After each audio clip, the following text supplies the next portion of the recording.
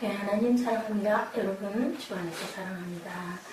네, 우리 말씀 본문 이해하기 쉽게 우리 7장 1절부터 14절 나오는 그 14절 부분까지 한번 쭉 읽어보시면 어떠할 때 이스라엘에 어떠할 때 이런 일이 일어났었구나를 알 수 있을 것 같아서 함께 합독하고 말씀을 나누도록 합니다. 7장 1절부터 갑니다. 시작. 우시아의 손자여 요담의 아들인 유다의 아하스 왕 때에 아람 루신 왕 르말리아의 아들 이스라엘의 베가 왕이 올라와 예루살렘을 쳤으나 이기지 못하니라. 어떤 사람이 다윗의 집에 알려주되 아람이 에브라임과 동맹을 하였다 하였으므로 왕의 마음에 그의 백성과 마음에 숲이 바람에 흔들림같이 흔들렸더라. 그때 야훼께서 이사야에게 이르시되 너와 내 아들 스알 야수군 윗모 수도끝 세탁자의 밭 큰 길에 나가서 아하스를 만나 그에게 이르기를 너는 삼가며 조용하라. 르신과 아람과 르말라의 아들이 심히 노할지라도 그들은 연기나는 두 부지깽이 그루터기에 불과하니 두려워하지 말며 낙심하지 말라.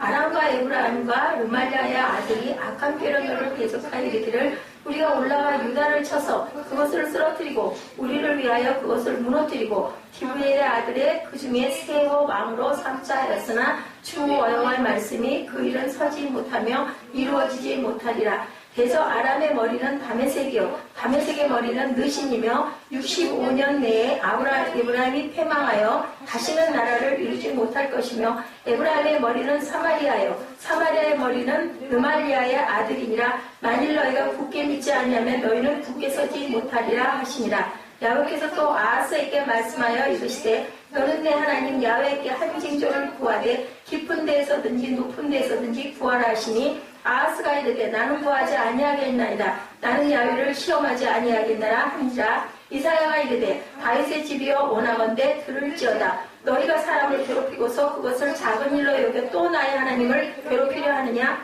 그러므로 주께서 친히 징조를 너희에게 주실 것이라. 보라 처녀가 잉태하여 아를 낳을 것이요 그 이름을 임마누엘이라 하리라. 아멘. 네, 이거 아람과 북이스라엘의 침입을 남유다가 받는 부분, 그것으로 인하여서 북이스라엘은 아람을 의지를 해요. 그래서 남유다를 침입해 들어오니까 이 부분 때문에 하나님께서 그들을 무서워하지 말고 두려워하지 말라. 그냥 아무리 그래봤댔자 타버리는 부지깽이와 같다라고 얘기합니다.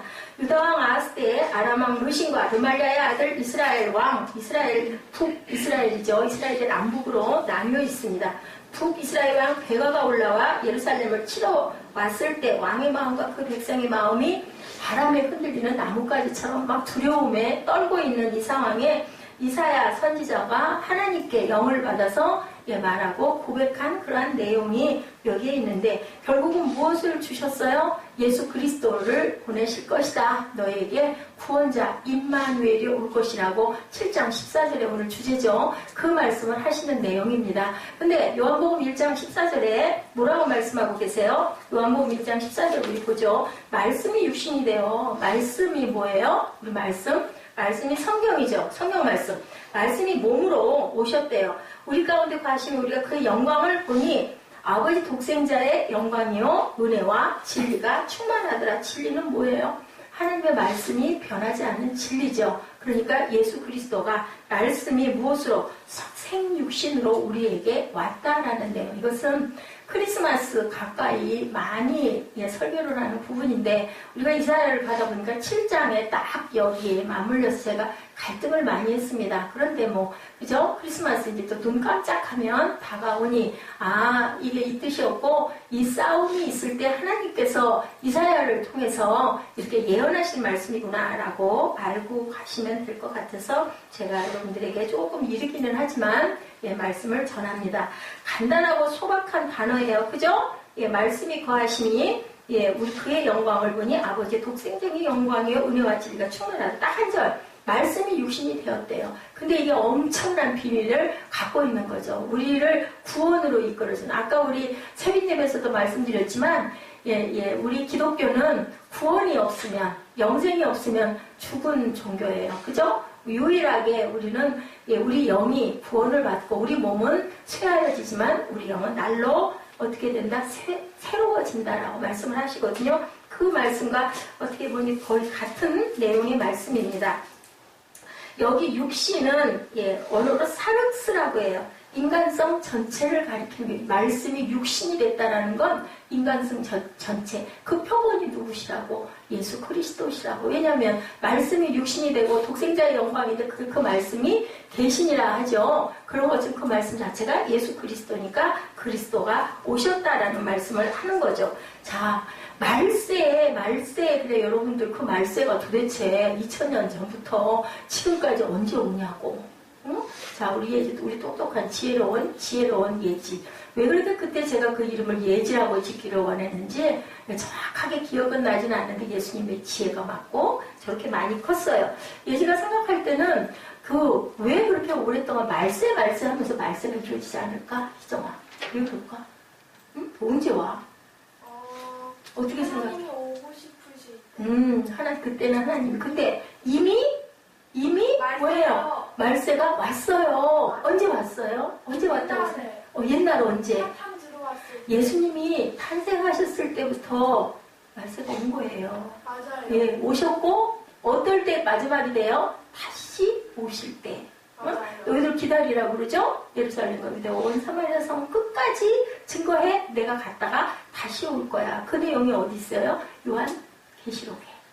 그 내용으로. 그래서 우리는 천년 잔치를 한다고 그러죠? 흰옷을 입고 구원받은 자들은 다 살아있는 자들도 올라가고 땅속에 묻힌 자도 다 일어나고. 그 말씀이 바로 그 말씀. 근데 구원이 없으면 기독교는 전혀 허망한 종교라는 거예요. 우리는 분명하게 정확한 사실 뭐예요? 태어나면 한 번은 죽는다. 근데 거기에 예수 그리스도로 인하여 우리가 영원한 생명을 받았다라는 게 하나님 나라잖아요. 그 나라의 뜻을 받들고 우리는 무슨 시민권 가졌다? 천국 시민권 가졌다. 그렇기 때문에 천국 시민은 시민으로서의 뭐가 있어요? 도리가 있죠. 지켜야 될 법을 지켜야 되잖아요. 의무가 있잖아요. 또 무엇도 있어요. 권리도 있죠. 그것을 너희들 잘 누리고 잘 지키면서 잘 가라. 그걸 지키지 않으면 범법자들 대한민국 뭐를 갖고 있는데 주민등록증 갖고 있는데 잘못 죄를 지면 어떻게 돼요? 법의 제약을 받잖아요. 이런 것처럼 천국 말씀도 마찬가지다는 얘기를 여기서 하고 있어요. 예수님이 완전한 인성을 가지신 증거 어디에? 성경에 확실하게 기록되어 있다. 그는 아기로 탄생하셨죠. 맞죠? 여러분들 알죠? 어디에서? 베트엘. 그죠? 베트엘 레헴에서. 떡집이에요. 떡집에서 태어나셨는데 뭘로 오신 거예요? 그러면 살아있는 떡으로 오셨어요. 그 떡이 누구의 양식? 우리의 양식. 그걸 먹음으로 인해서 우리는 예수님의 몸을 입은 거죠. 그죠? 피를 흘리고 쏟고 돌아가심으로 인하여 그 피가 우리의 죄를 사하고 우리가 그 피에 사람이 되었다. 아멘? 아멘. 성경에 기록되어 있어요. 아멘 하셔야 됩니다. 누가복음 2장 52절에 예수는 그 지혜와 그 피가 살아나며 하늘과 사람에게 더 사랑스러워 가시더라. 뭐예요? 태어나셔서 성장했다라는 것을 말씀에 증거하고 있어요. 예수님은 배고픔도 느끼셨어요. 그죠? 마태복음 21장 88절에 보면 고나여 우물가에 앉으셨어요. 왜? 목이 말라서. 그래서 수가성 여인에게 물 달라고 하시잖아요. 요한복음 4장 증거죠. 목마름을 느끼셨다. 요한복음 4장 7절. 그는 사랑하시는 형제 나사로의 무덤 앞에서 지난번에 우리 그 말씀 나눴죠. 뭐 했어요? 눈물을 흘리셨어. 마음에 뭐에 통분이 여겨서. 그러면 우리 사람과 같은 감성을 갖고 계셨다. 마음 아프고 정말 왜 그 악한 그런 병마로 인해서 내 친구가 나사로를 친구라고 하셨거든요. 왜 죽었을까? 그래서 마음이 아프셨다라고 얘기를 해요. 요한복음 11장 35절이죠. 우리 금요 철야 때 나눈 말씀이죠. 이렇게 우리 예수님은 육신이 돼서 우리에게 오셨다. 그러니까 뭐예요? 살아서 오셨으니까 살아있는 육신, 생육신이 되어서 오셨는데 무엇이 육신이 됐다라는 거예요? 말씀이 육신이 되셨다라고 합니다. 이 말씀이 과연 누굴까? 삼위일체 하나님 가운데 2위이신 무슨 하나님? 성자 하나님. 아멘. 성자 하나님으로 오셨다. 요한복음 1장 1절에 태초에 말씀이 계시니라. 이 말씀이 뭐라 그러세요? 이 말씀이 하나님과 함께 계셨으니 이 말씀은 곧 하나님이시니라 라고 요한복음에. 태초는 언제 태초? 땅이 생기기 그 이전에. 지구가 생기기 그 이전 그 예 태초에 요한복음 1장 2, 3절 그가 태초에 하나님과 함께 계셨고 만물이 그로 말미암아 지은 바 되었으니 지은 것이 하나도 그가 없이 된 것이 없다. 증거하고 있어요. 예수님이 그 태초에 하나님과 계셨고 그가 계시지 않고는 지어진 것이 아무것도 없다. 그의 존재는 이렇게 태초 이전 영원 전부터 창세기 1장 1절의 태초하고 요한복음 1장 1절의 태초는 다르다. 창세기 1장 1절은 땅이 지어질 그때를 태초라고 했고 요한복음 1장 1절에 나오는 태초는 그보다 더 그 전에 아무것도 없는 상태였을 때 계신 하나님에 대해서 태초라고 말씀하고 있다는 거 엄청난 차이겠습니다. 사도 요한이 이처럼 성육신의 진리를 여기에 도입부에 강조적으로 진술하고 있는 것 뭐에 당시의 영지주의적 경향을 반대하기. 영지주의는 뭐예요? 영지주의는 가현설 하나님은 가짜로 있다. 가짜로 있는 실제적 몸은 아니다. 영만 계신 거지 절대로 몸으로 계신 분이 아니라는 그 영지주의자들 이단 사설이 있었어요. 그래서 그것을 정확하게 아니라고 하기 위해서 이렇게 강하게 못을 받고 있다는 거죠. 이런 인본주의적 주장이 확립된 교리를 가지 못했던 초대교회의 큰 위협적인 요소가 되었기 때문에 요한은 이러한 주장에 대해서 직설적으로 반박하는 내용을 본문과 같은 명제 형식을 통해서 펼쳐나가고 계시는데 우리 주님이신 예수 그리스도는 완전한 사람으로 세상에 오셨다. 주님은 죄에 약하고 악에 빠지기 쉬운 인간의 육체와 본성을 입고 무엇으로 왔어요? 세상에 가장 낮은 자리 어디로? 말구유에 오셨죠. 그게 정확한 크리스마스 12월 25일이 성탄절은 아니에요. 봄, 4월, 5월 그 이스라엘의 절기와 우리가 조금 계절이 다르기 때문에 그때쯤일 것이라고 얘기를 하고 정확하지는 않고 오히려 12월 25일은 태양신의 날이라고 합니다. 그런데 그날을 정한 그러한 이유가 있어요. 신학적인 이유이긴 한데 어찌되었든 하나님은 그렇게 몸을 입고 오셨다라는 거죠. 그리스도에게는 우리와 확연히 구별되는 분명한 점 두 가지가 있는데 첫째는 죄가 없고 둘째는 모든 일에 완전한 모범이 되었다. 아멘. 히브리서 4장 15절입니다. 우리에게 있는 대제사장은 우리 연약함을 체휼하지 아니하는 자가 아니요 모든 일에 우리와 한결같이 시험을 받은 자로되 죄는 없으시다. 다 시험 받았어요. 그죠? 전혀 그 연약하지 않은 분이 아니었어요. 우리랑 똑같았어요. 그랬기 때문에 40일 금식하고 어디 광야에서 누구에게 사단에게 시험을 당하는 내용이 나와 있죠. 말씀이 육신이 되어 오셨다고 하는 성육신의 진리를 확실히 믿는 믿음을 소유하게 되는 그러한 저와 여러분들이 되시고 말씀을 정확하게 보시고 듣고 아까도 우리가 하나님의 형상대로 지은 그런 모습 우리 새벽 예배에서 은혜가 있어서 우리가 다시 한번 그것을 봤어요. 우리의 구주이신 예수님은 육신을 입고 땅에 오셨고 십자가를 지심으로 우리 모든 죄를 구속하셨는데 사실은 그 피로 오신 그분이 기쁘다 구주 오셨네 그것만 있는 게 아니라 그때 어떻게 했어요? 헤롯 왕이 2살 아래 있는 남자 아이들 어떻게 하라고 그랬어? 다 죽이라고. 그 아이들 죄가 있어 없어? 죄 없는 아이들을 완전히 누구로 인해서? 예수 그리스도로 인해서 임마누엘로 인해서 세상을 뭘로 물들였어요? 피로 물들였다라는 거예요. 그래서 그 피로 우리를 구속하셨고 우리는 그 피를 덧입어서 뭐 하겠다? 우리는 영생의 생명을 갖게 됐다. 기쁜 것만이 아니라 뭐다? 환난과 고난이 그 세상에는 아무 죄 없는 아기들 2살 아래 아이들이 다 죽었는데 거기에서 하나님께서는 예수 그리스도를 어떻게 하셨어요? 보호하셨죠? 떠나게 하셨어요. 그죠? 그래서 떠나 살게 하시고 나중에 그 모든 것들이 다 거친 다음에 다시 돌아와서 사시는 그러한 역사를 우리가 알고 있습니다. 주님은 그리스도께서는 우리와 같은 모양 인간으로 세상에 머무신 기간 몇 년? 겨우 33년. 그런데 33년 후에 돌아가시고 그냥 그걸로 끝났으면 교회가 쓰질 않았을 건데 뭘로 오셔서? 성령으로 오셔서 우리 안에 거하셔서 지금도 계시죠?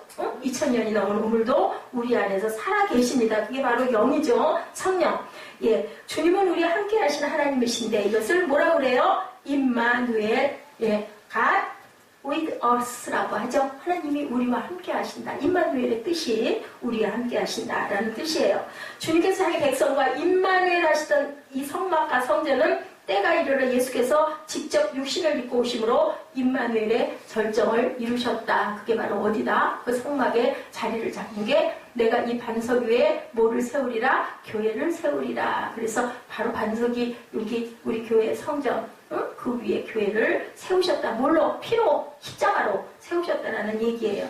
주님께서 갈릴리에서 예루살렘에서 백성들을 위한 사역하시던 모습에서 우리는 하나님께서 우리와 함께 하시다라는 것을 목격하는 그런 것들이 성경 안에 많이 기록이 되어 있죠. 임마누엘의 주님은 갈보리 언덕의 십자가에서 피를 뿌려서 모든 인류의 죄를 사하시는 구속의 대업을 성취하시고 그 죽음을 이기심으로 인하여 우리 또한 죽음을 이길 수 있는 그러한 생명들이 다 되었다.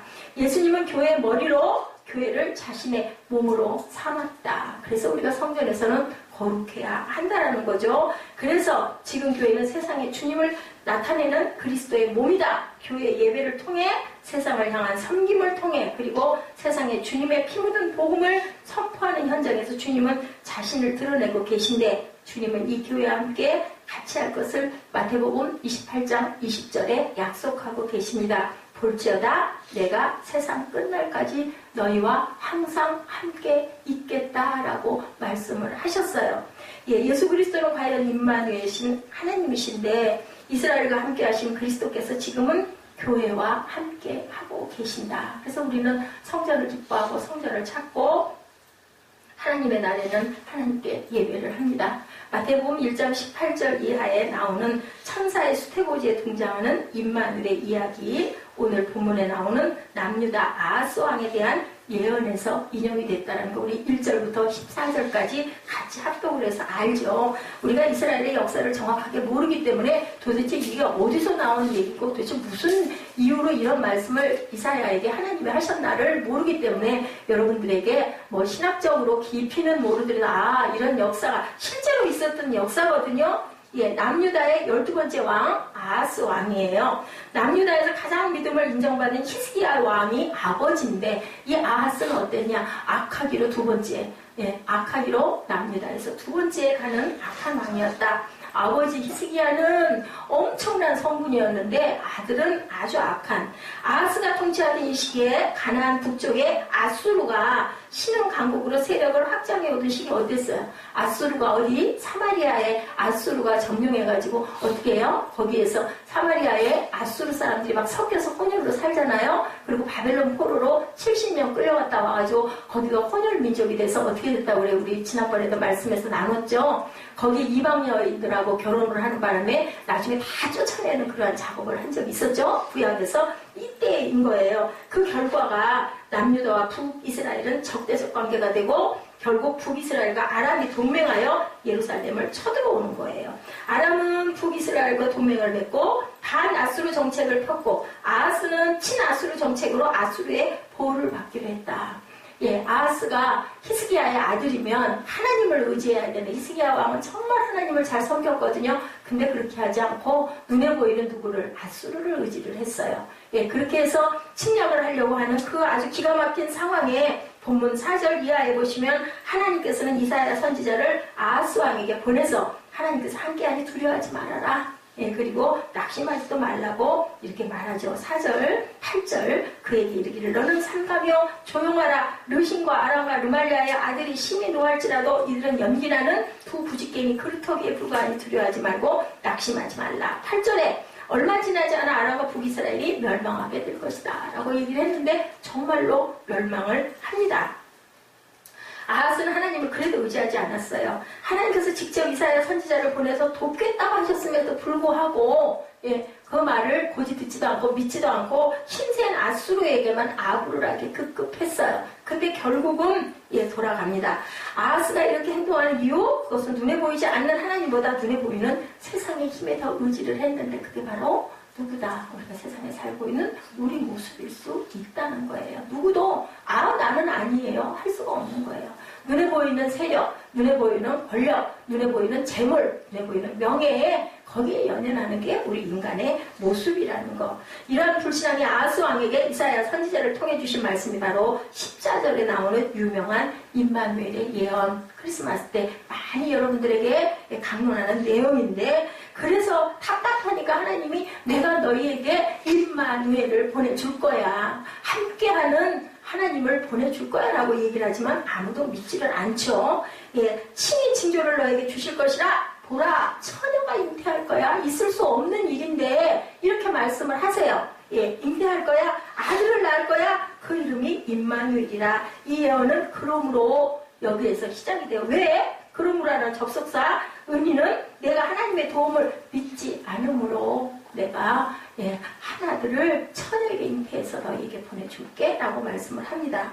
이처럼 하나님의 도우심을 불신할 정도로 패역한 상황에서 임마누엘이 과연 축복이 되겠느냐. 불신한 아하스에게 하나님이 오시면 축복하겠어요? 안 하죠. 저주하죠. 그죠? 책망과 심판을 해요. 그런데 성탄절에 거의 대부분의 목회자님들이 마태복음 1장 23절을 인용해서 임마누엘의 축복에 대해서만 설교를 한다는 게 문제인 거죠. 오늘 그 반대편의 이야기, 하나님이 우리와 함께 하시면 한쪽 방향, 긍정적인 측면이 아닌 다른 면은 어떻다고요? 임마누엘의 본래적 의미는 축복이 아니라 심판의 의미를 갖고 있다. 우리는 복을 너무 좋아해요. 저도 좋아요. 그런데 축복을 받으려면 우리는 어떻게 해야 될 것인가? 아닌 자에게는 이렇게 아하스 왕에게 계속 얘기를 했지만 말을 안 듣기 때문에 멸망으로 아수르도 망했잖아요. 그리고 바벨론 포로로 잡혀갔던 포로들을 고레스 왕이 너희 나라가 가지고 이제 파샤가 쓰죠. 페르시아가 쓰죠. 이제 이렇게 세워라 라고 얘기를 해서 다시 예루살렘으로 돌아가는 역사가 그 뒤에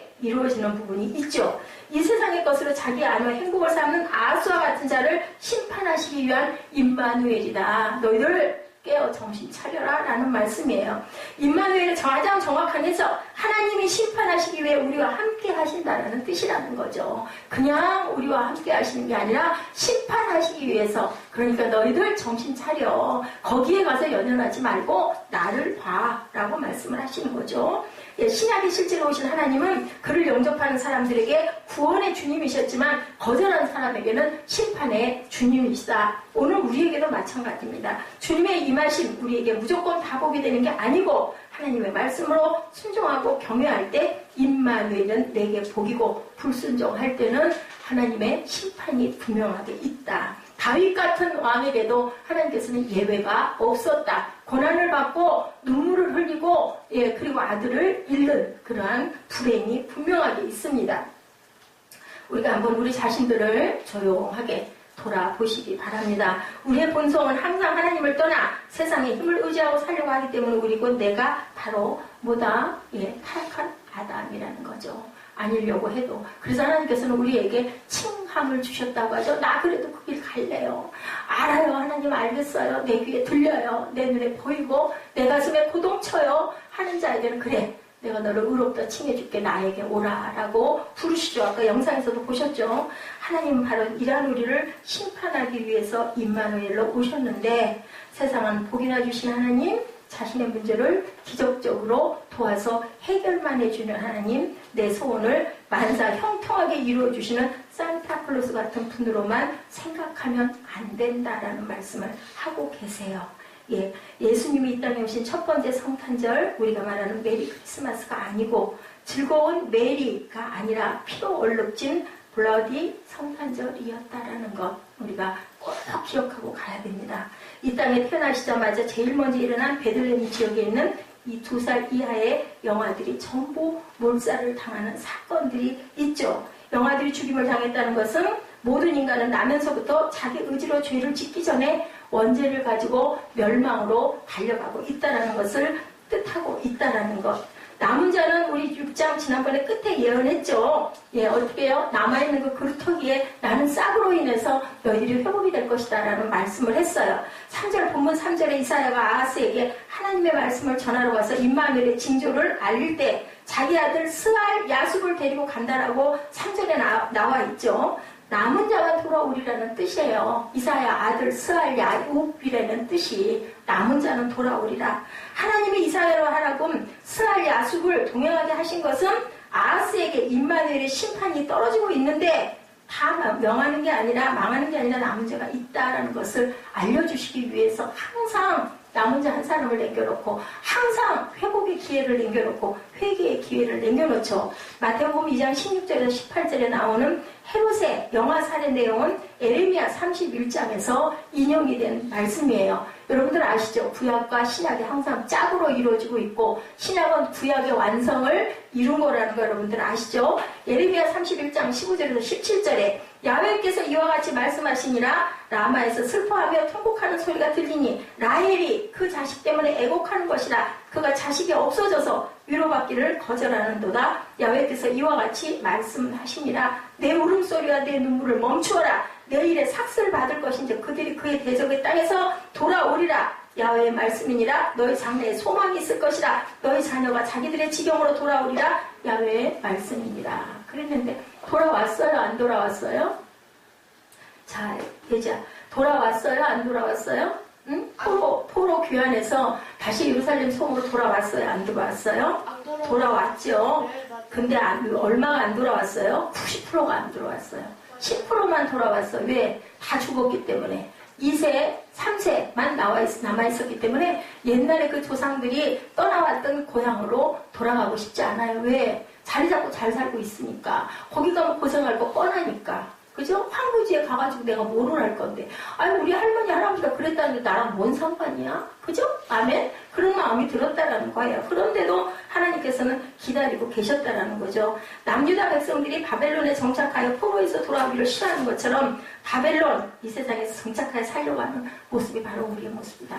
바벨론이 바로 세상이다. 아멘? 아멘. 예루살렘으로 돌아가라고 아무리 얘기를 해도 아우 나 거기 가면 고난스러워서 안 가요. 아우 예수 믿기 힘들어서 나 안 믿을래. 그냥 이렇게 살다가 어떻게 알아. 나중에 죽은 다음에 내가 어떻게 될지 그걸 누가 알아. 아무도 몰라. 이렇게 생각해. 예수 믿고 교회 다니는 사람도 안 가는 거 그러니까 가서 예배는 드리지만 아유 내가 거기에 그렇게 집중할 일이야. 무슨 예수를 꼭 그렇게 믿어야 돼? 그렇게 생각하는 사람들이 많다라는 거죠. 인간의 본성은 하나님의 약속의 땅보다 바벨론의 화려한 문명이 좋죠. 그곳에서 계속 머물면서 약속의 땅 가나안으로의 귀환을 계속 거부했어요. 실제로 바벨론에서 빠져나와서 거룩한 성도로 사는 것은 힘들고 고통스러워요. 예수 믿고 온전히 믿고 가는 거, 섬기고 가는 거, 봉사하고 가는 거, 그죠? 또 예수님의 성품대로 살아가는 거 엄청나게 힘들어요. 거룩하게 사는 것, 거룩한 성도로 사는 것, 그게 다 뭐라고요? 성자, 세인트라고 표현한다고 했죠. 성도라는 게 엄청나게 귀한 칭호예요. 그렇게 살려면은 우리가 항상 거룩해야 되는데 무슨 세상에서 맨날 거룩해야 돼. 예, 이거 너무너무 싫다라는 거죠. 어떤 그 목사님 생각이 나네요. 그분이 아들이 그 집에 가훈을 적어오라고 학교에서 중학생 아들에게 예, 그래서 숙제가 나왔다가 아버지 저희 집 가훈이 뭐예요? 라고 물어보더라고 합니다. 그래서 아버지가 이렇게 생각하다가 가훈이라고 써놓은 건 없고 자유롭게 사는 거다라고 그랬더니 아들이 기가 넘어가면서 아버지 목사님이세요. 근데 우리가 자유롭게 살아요 하고 얘기를 하더래요.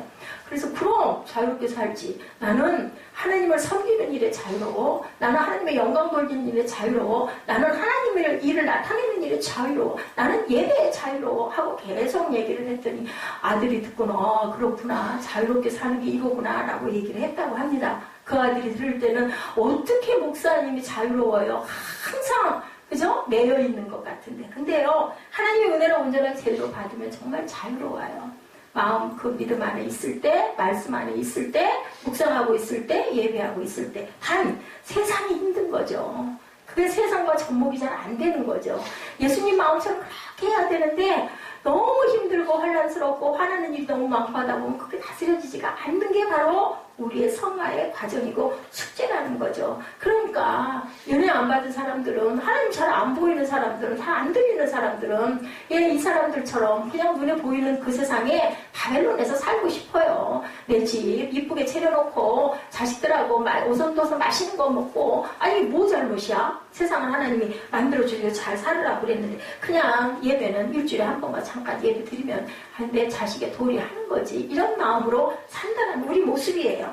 자, 성육신의 축복 예, 그런데 은혜를 받으면 어떻게 된다? 하나님을 보게 된다. 우리 성경 안에 계속 얘기하죠. 하나님 본자들이 어떻다. 하나님 본자들은 정말 다르다. 고난 중에도 막 기뻐하고 어디에서 감옥에서도 웃고 기뻐하라, 기도하라, 쉬지 말고 범사에 감사하라. 이렇게 바울이 고백을 하게 된다는 거죠. 우리가 그 영광을 보니 아버지의 독생자의 영광이요 은혜와 진리가 충만하더라. 영광을 보았다는 것은 육안으로 볼 수 있었다는 거예요. 그래가지고 서서 바울과 신라가 양쪽 다리, 팔은 양 이렇게 묶여가지고 착고에 다리는 이렇게 딱 벌어져가지고 이렇게 있으면서도 막 그렇게 찬양을 해도 미친 사람들이 아닌 다음에 그렇게 한밤중에 어떻게 했어요? 착고가 막 풀리고 그냥 감옥에 요동을 하고 빗장이 다 풀러지고 그죠? 갈 수 있게끔.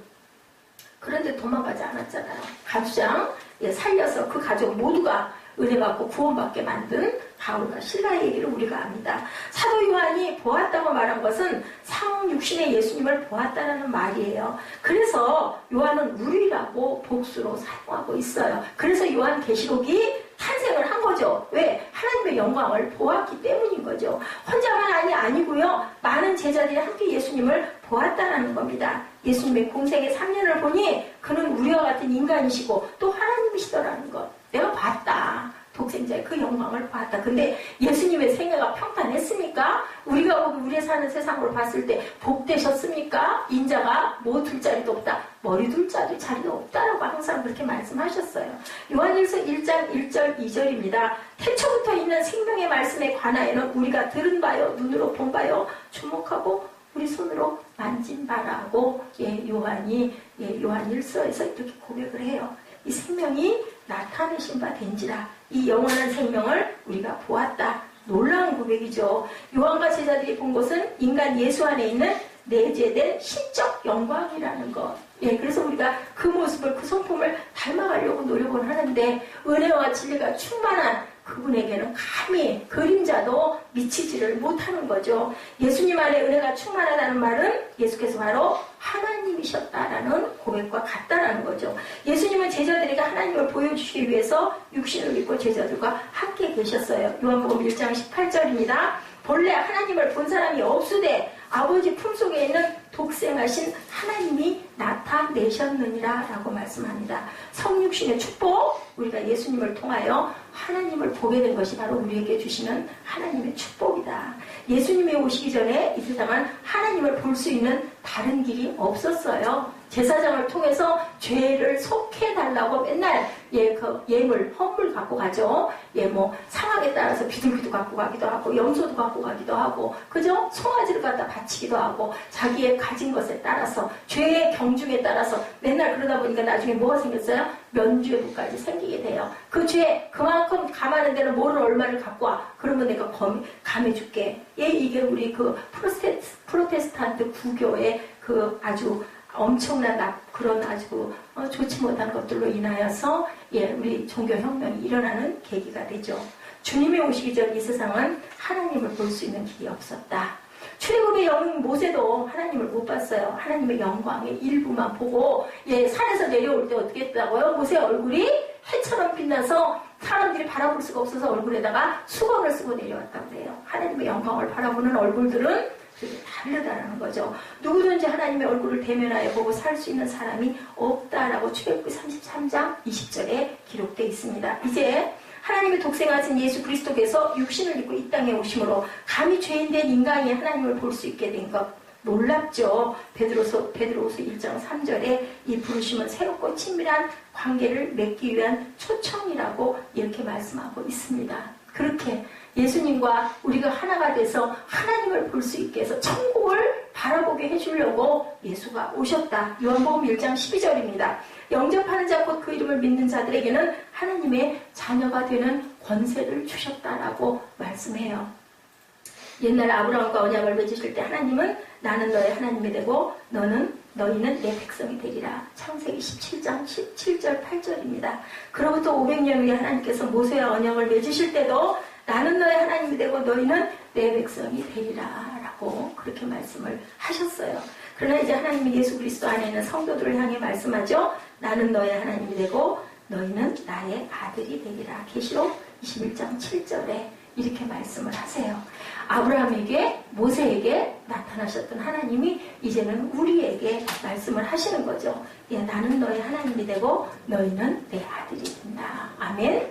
아멘으로 받으시기 바랍니다. 기독교 영화 중에요, 제가 오늘 찾다가 못 찾았는데 불의 대적인 왕중왕이라는 그 영화가 있어요. 더 킹 오브 킹이에요. 이 영화를 혹시 찾을 수 있으면 언제 좀 보고 싶은데, 이 영화의 감독인 드밀은 예수를 십자가에 못 박는 골고다 장면 촬영을 위하여 LA에 사는 가난하고 피곤한 사람들을 엑스트라로 삼았대요.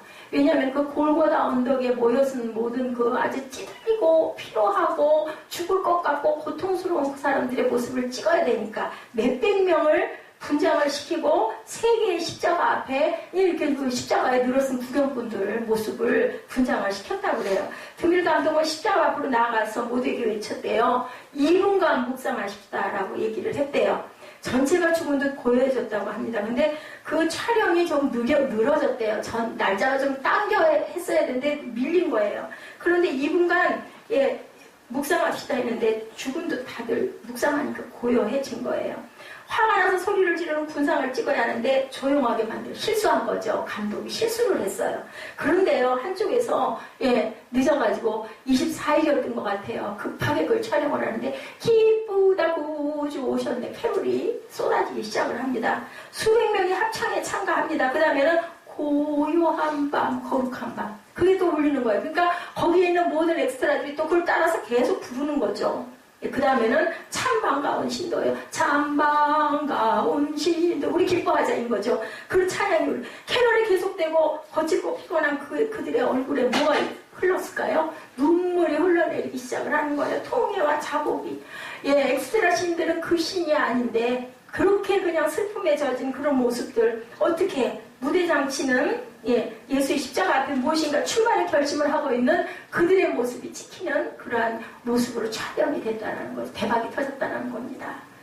사실은 막 치부라고 죽이고 싶어하고 아니면 염려하고 걱정하며 얼굴이 막 어둡고, 그죠? 제가 언제 잠깐 들은 것 같은데 북한에서 온 사람 고용했는데 그 사람 인상이 엄청 어둡고 안 좋았다라는 얘기를 제가 들었어요. 얼굴에 나타나는 거예요. 내 생활이, 그죠? 내 고난이, 내 아픔이. 근데 이 사람들은 순간이긴 하지만 찌들리고 아프고 힘들고 아주 고나고 죽지 못해 사는 것 같은 그런 사람들이었는데 그 순간 그냥 얼굴에서 그냥 그 기쁨과 소망과 기대가 흘러내리면서 하나님께 감사하는 마음이 드는 그 사람들을 찍었다라는 거죠. 이제 성탄의 계절이 우리에게 옵니다. 이렇게 우리가 힘들고 환난스럽고 고난스러울 때라도 임마누엘의 하나님이 우리 안에 함께 계시면 우리도 못지않죠. 힘들고 어렵고 곤고할 때가 너무 많습니다.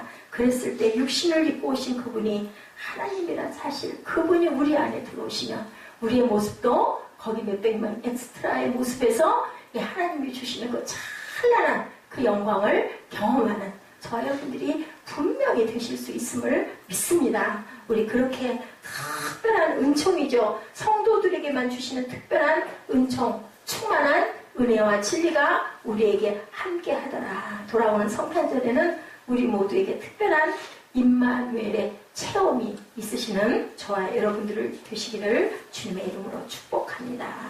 성탄절의 의미, 임마누엘의 뜻 반대에 있는 우리에게 주시는 심판이 얼마나 하나님께서는 염려하시고 애통해 하시며 마지막 예수 그리스도를 보내셨는지 여러분들 깊이 생각하고 묵상하는 저와 여러분 되시고, 우리 내는 주의 영광을 보내, 우리 찬양 이거 아까 안 적으셨어요? 이 친구 꼭 맞나요?